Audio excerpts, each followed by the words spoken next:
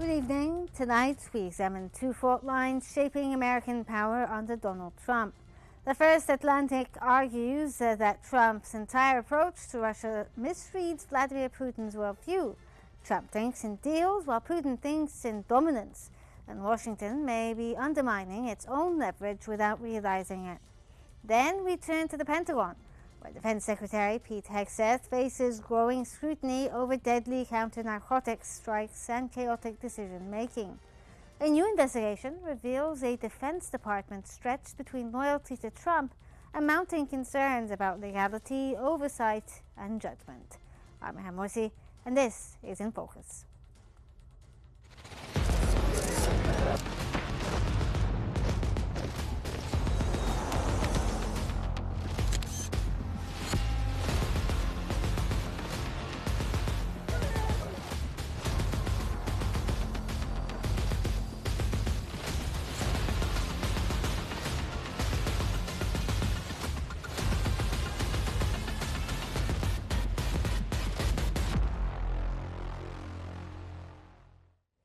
The Atlantic warns that Trump fundamentally misunderstands Putin. Trump keeps offering concessions, territory recognition, incentives, believing peace can be negotiated like a real estate deal.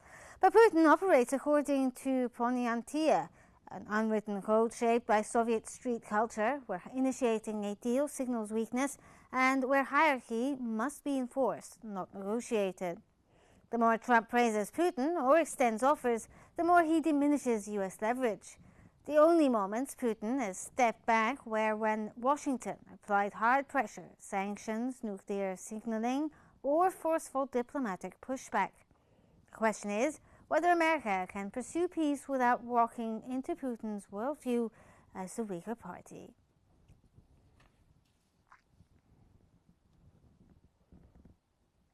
Joining us now is Ginger Chapman, a lawyer and political analyst. Thank you so much for joining us, Ginger. Thank you for having me today, Rehan, and greetings to you and your viewers. Thank you so much. Let's start off here by asking you, how do you interpret the fundamental mismatch described in the article between Trump's approach when it comes to, negotiations as a deal, while Putin sees this as a way to sort of show power? Yes. Well, first, the Atlantic article makes some excellent points, specifically about Trump's transactional approach. And we do know that early on in Trump's second term, trying to make peace, he approached Putin with various deals for peace, but they were all business deals, investment deals. Essentially, Trump approached this as though it was a transaction, real estate, mining, perhaps the Arctic, and through business negotiations, we would then be able to achieve economic security and then peace. And as the Atlantic noted, Putin is very much a product of the post-Cold War, the post-fall of the Soviet Union, where Russia went through devastating economic times, had a political realignment. And yes, Putin is known as being far more street tough, street savvy than President Trump.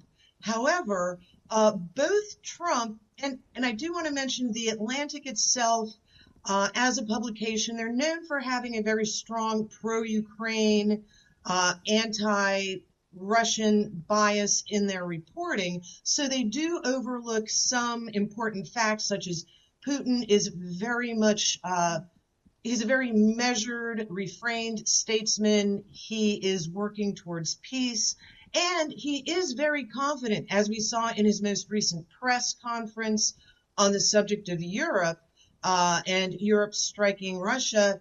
He said if they did, it would be over very quickly. He would not be as careful with Europe, as precise as he has been with Ukraine, whom he considers his Slavic brothers. So this does not bode well for Europe at a time that Europe is becoming more desperate.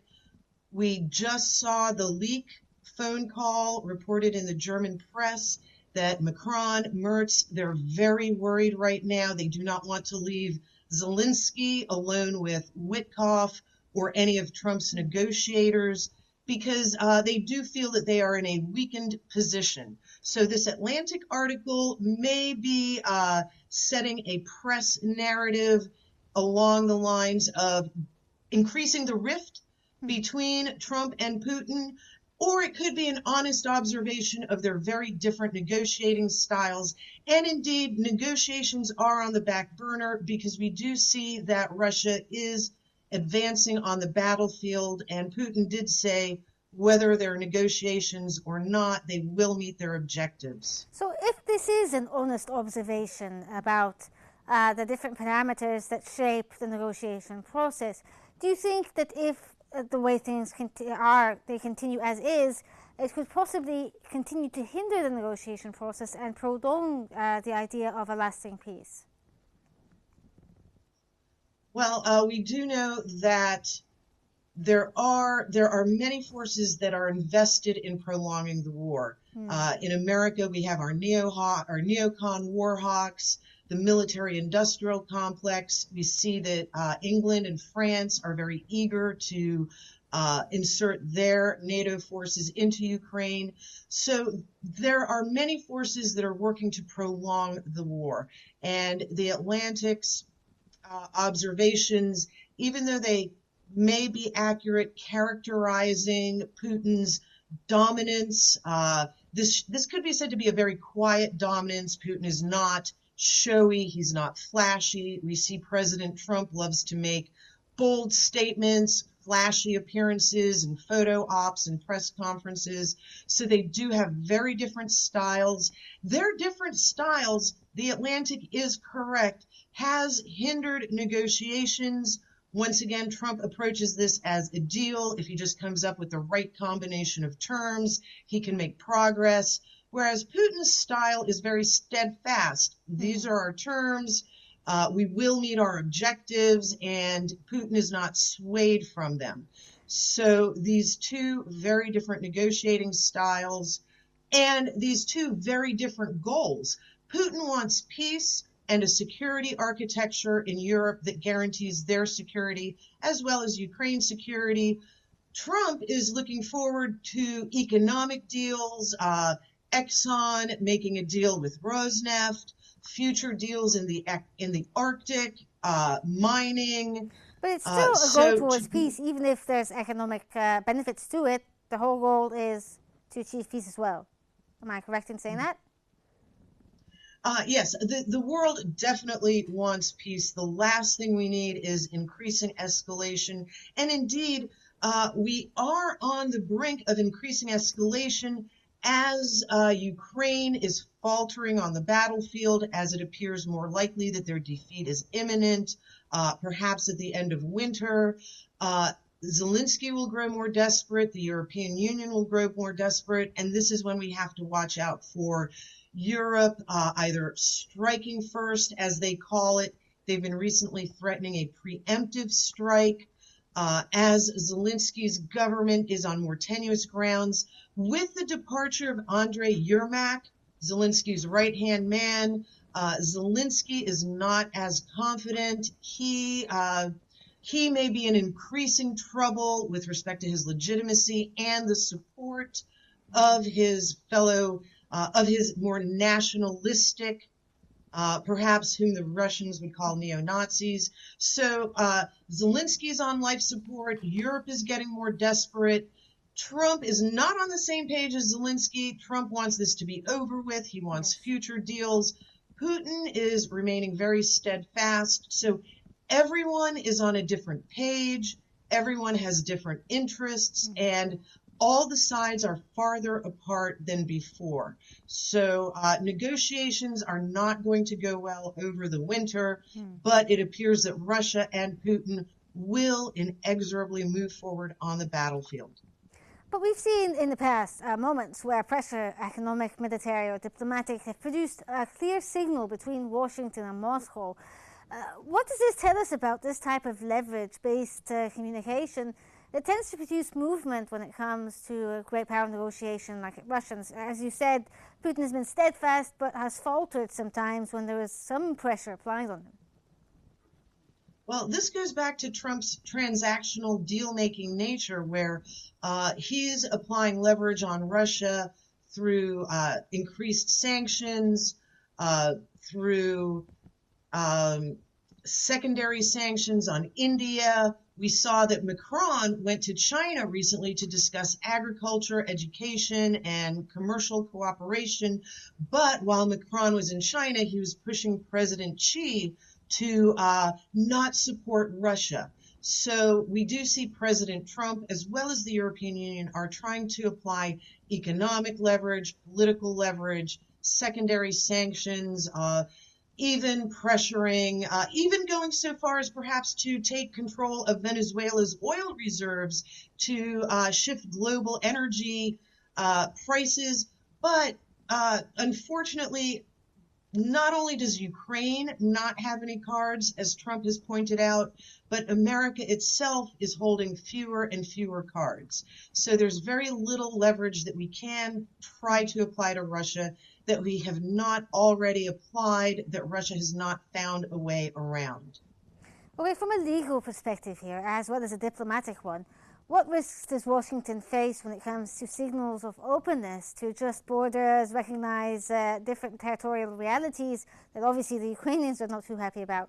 Could these signals complicate future conflict resolution efforts in Ukraine and worldwide? Wouldn't this set a precedent that is very frightening, actually?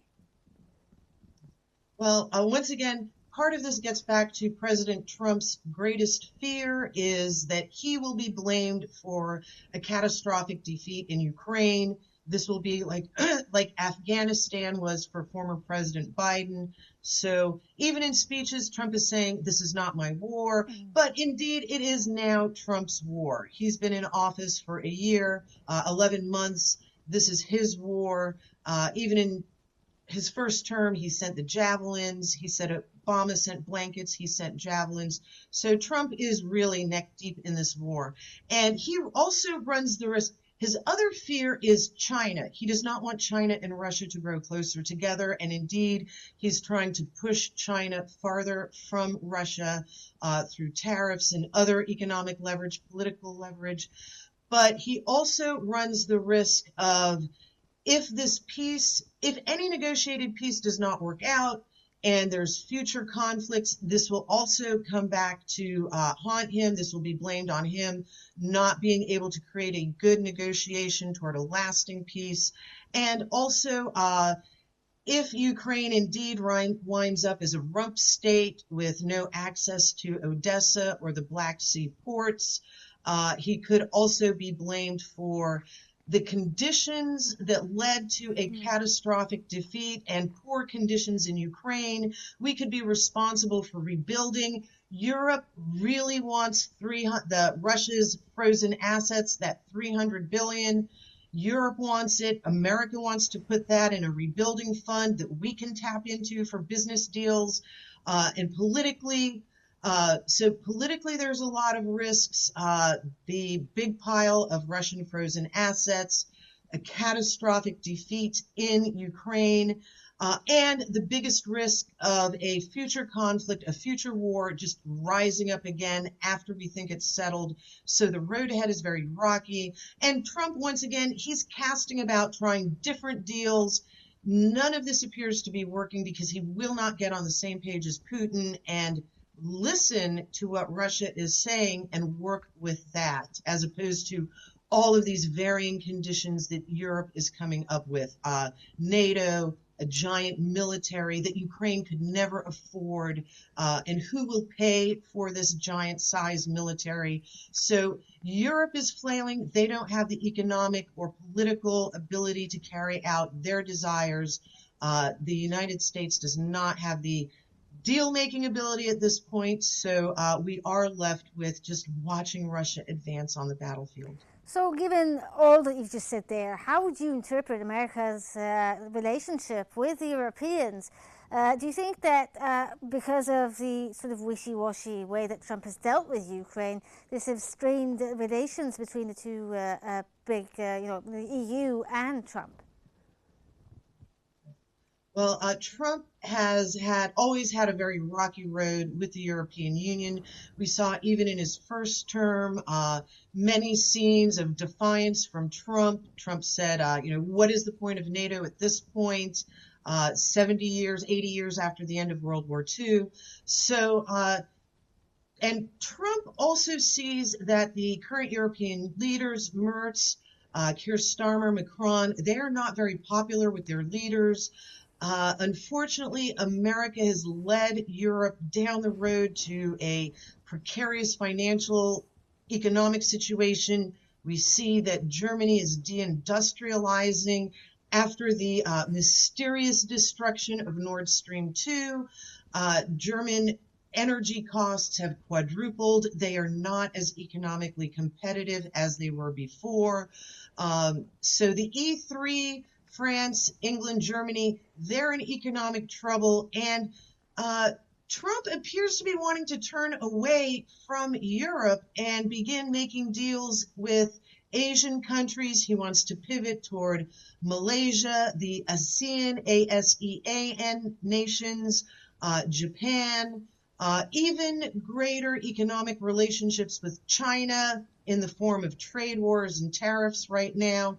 So we do see Trump wants to pivot from Europe, and this is further complicated by our efforts in Venezuela, our efforts in Iran, and our being bogged down in the Middle East. So geopolitical forces are very dynamic right now. Trump has a lot on his plate. He's trying to juggle them all.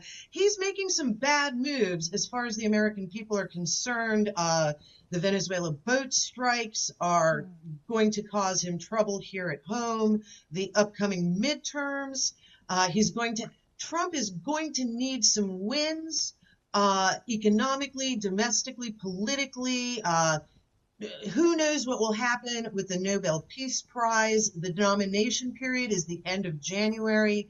Trump is still looking at the Nobel Prize. He's got the midterms, a lot of pressure here at home, and he does need some wins. And this may finally push him to accommodate Russia a little bit more, even though some people say he's accommodating Russia too much. He's actually been quite hard on Russia as well as Ukraine. But as he gets desperate to show some wins, we'll see how his negotiating style changes. Okay, thank you so much, Ginger Chapman, for your insights. From a president who misreads an autocrat's code, we turn to the Pentagon, led by political loyalists whose own conduct is now testing America's military and moral boundaries. The Atlantic's investigation into Defense Secretary Pete Hegseth reveals a Pentagon under a strain.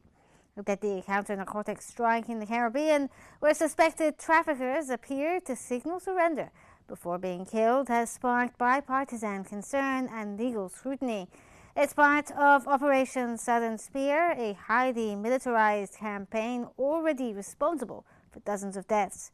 Add to that Signalgate, press restrictions, and erratic decision-making, as well as a pattern emerges. A defense secretary whose loyalty to Trump often overrides norms of transparency, discipline, and legality. With Republicans now openly questioning his judgment, the Pentagon risks becoming a political battlefield rather than a stabilizing institution.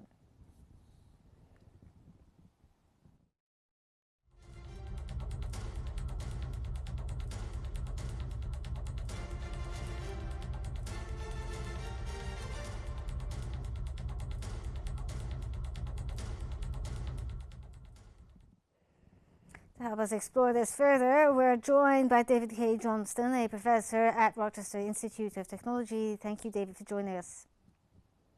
Glad to be here.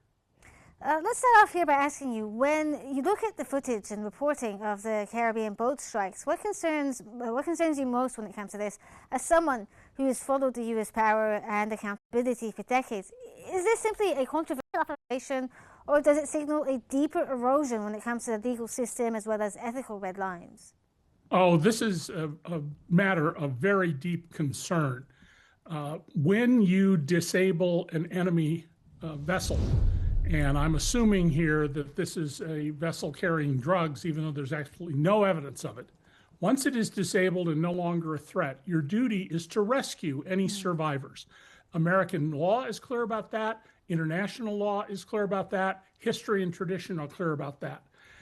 This was murder, plain and simple. And Pete Hegseth is trying very hard to disown the decision to kill the last two people on the boat, the survivors who are clinging to a disabled craft, because when and if there's a change in the American government, he is highly likely to be prosecuted for murder or some other serious crime. So is he the only person who may possibly face legal action when it comes to this double tap strike? Every officer in the chain of command who executed this order is liable for prosecution. So the admiral, special forces for the U.S. Navy, is absolutely liable for this. And of course, the Trump White House and Pete Hegseth have been trying to shift the blame onto him, something that will not sit well with uniformed officers because it shows how the Trump administration is not a stand-up organization. It doesn't back things. It blames others for its own actions and decisions. Ordinary sailors, if they were involved at all, are not subject to prosecution for this in all likelihood, but any officer would be violating his oath of office for having carried out this order. So the article also describes Operation Southern Spear as a counter-narcotics campaign that looks, in practice, like a series of lethal, low-transparency strikes off Venezuela. And historically, what happens when Washington blurs the line between law enforcement and war in this way, especially when it comes to Latin American neighbors? Well, the U.S. has a long history of invading Latin American countries, largely because people don't understand the Monroe Doctrine from, I think it's 1823. The Monroe Doctrine came about as 11 countries in Latin America had thrown off their Spanish rulers. And it held that these countries should be independent and the United States should protect them from predatory European colonial powers. The Trump administration, in a national security policy memo, very important document that they put out Friday night without announcement, has basically said, we're changing the rules here. Might makes right. We will do whatever we want. We will control Latin America. And they completely misunderstand and misstate the Monroe Doctrine that the U.S. should be dominant in the Western Hemisphere. That's without dispute, but not that countries outside the U.S. and the Western Hemisphere should be subject to control and subjugation by Washington. That is not at all what the Monroe Doctrine says. So in your opinion, do you think we're looking at an actual invasion by America on Venezuela? Well, we have more than 16,000 troops, most of them combat troops now, right outside the territorial waters of Venezuela. They have said they are going to take land-based actions, so I would not be surprised. Venezuela has the world's largest oil reserves, although its oil is so thick it's called pudding. You can't move it through pipelines without thinning it with naphtha and other light carbon fuels. But every indication is that the Trump administration is going to try and overthrow the Maduro regime, but it's doing so on the basis of no authority from Congress. Under the American Constitution, only Congress has the power to declare war. The last time the United States was in a state of war under the Constitution was 1945. And there is no authorization of temporary military force that falls short of a war from Congress. So if Trump does invade, this would be an extra legal, that is an illegal action and an unconstitutional action. But it's become very clear that Donald Trump, who I have warned for at least 14 years wants to be America's dictator, is behaving as a dictator. In fact, the Trump administration is not even giving the leaders of the Congressional Intelligence Committees, known as the Gang of Eight, access to the kind of information every previous administration has provided about American national security activities. Well, if we can talk about Pete Hegseth here. Now, he's built his brand on the idea of being tough. He even changed it to the Ministry of War instead of Defense. He's also obviously very loyal to Trump. as well as defending soldiers who have been accused of crimes and taunting critics of this on social media. How does this persona sit with the responsibility of being defense secretary? Are there, laws that could protect civilians from the militarization of the United States? Well, Hegseth is there to carry out Donald Trump's murderous vision of the future. And Donald Trump has a well-established record going back to at least 1989. And I've been covering Donald and have known him and spent many hours with him since 1988. But Donald has a long, well-established track record of calling for murdering people without trial because he dislikes what they've said. He just called for executing 6 Democrats in Congress for a public service announcement in which they simply stated the law that military officers must not ever obey an illegal order. Mm-hmm. So it's not the least bit surprising that Pete Hegseth, who was a junior officer in the U.S. military, is out promoting Donald Trump's murderous vision of the future and this idea that the Trump administration may, without evidence, kill anyone it wants by claiming they're narco-terrorists. Okay, if we could also talk a bit about Signalgate. Now, Signalgate obviously was about sharing classified strikes that detailed this strike on a messaging app, and that got leaked to a journalist. What do you think this says or tells us about how this leadership team views, secrecy, accountability, and the role of media? Do they just not care? No, they don't care in the least. I mean, imagine if during the Biden or Obama administrations, a Secretary of Defense had included a journalist and had, in an insecure way, not on a secure channel, but a channel open to capture by America's countries hostile to America, war plans, including to the minute when warplanes were going to enter a country's airspace and drop bombs. That's what happened here. The report from the Inspector General, that's a post-Watergate position created at federal agencies to root out waste, fraud, corruption, and abuse, that what Hegseth did put American troops in danger, was totally outside of policy, and is indefensible, is being described by both Hegseth and the White House as a complete exoneration. They don't care about facts. They're going to do what they want to do unless and until Congress steps up and exercises its authority, or the American voters throw Donald Trump out, which they will have the opportunity to do, assuming we have elections in the fall of 2028.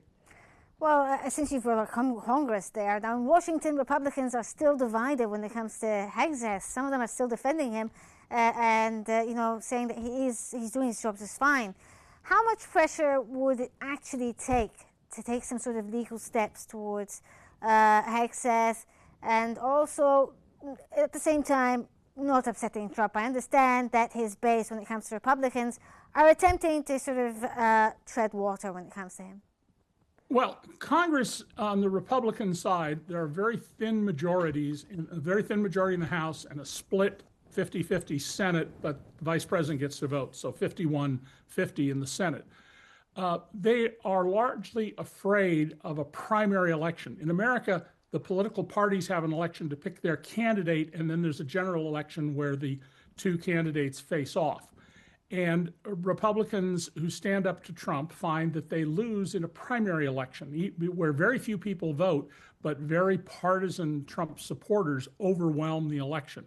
So most members of Congress have been afraid to act. Now, that's a travesty, given that more than 1 million people died for the United States of America. And if you're afraid you will be voted out of office for honoring your oath of office, you shouldn't hold any office. You are a coward of an extraordinary nature and should be ashamed of yourself and should withdraw from public life. But that's not in the real world what's happening. What's happening is Trump has successfully cowed the Republicans into looking the other way or defending what he's doing, even though they know it's indefensible.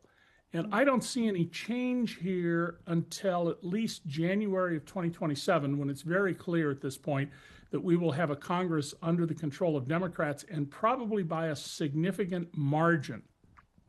Okay, well, now, if you could just tell us here your opinion, what signals do you think it sends out when the U.S. military is tolerating possible questionable strikes, internal chaos, as well as the open political warfare at the top of the Pentagon.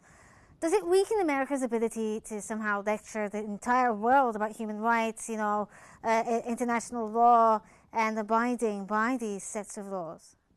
Yeah. Donald Trump, who is appallingly ignorant, is burning down the world order without question. He has absolutely ruined America's reputation coming out of World War II in rebuilding nations that went to war against us so that they would become peaceful instead of bellicose. He, in this document, the national security document that was released Friday night, basically calls for a policy of might makes right, for ending U.S. involvement in NATO, and for invading any country that the Trump administration decides it wants to invade, or changing the regime of any country they want to do. This is a dictatorial. It is contrary to international law, American Constitution. It is absolutely indefensible, but nobody is doing anything to stop the Trump administration at this point. And the whole world will be much less safe if we adopt a might makes right policy. And if we go back to the policies up until part of the last century, that certain great powers would subjugate and control other countries for their benefit at the expense of the rest of the world. That's exactly where the Trump administration is taking us. They're telling us that in crystal clear written documents that are public. So we should all be very, very worried about the future. Okay, David K. Johnston, thank you so much for joining us, and thank you for analysis. Tonight, we've looked at two different but connected stories: a U.S. president who misreads a ruthless code in Moscow, and a defense secretary whose conduct raises questions about America's own rules in war. That's it for this edition of In Focus. I'm Mahan Morsi, and from all of us here, thank you for watching, and have a good night.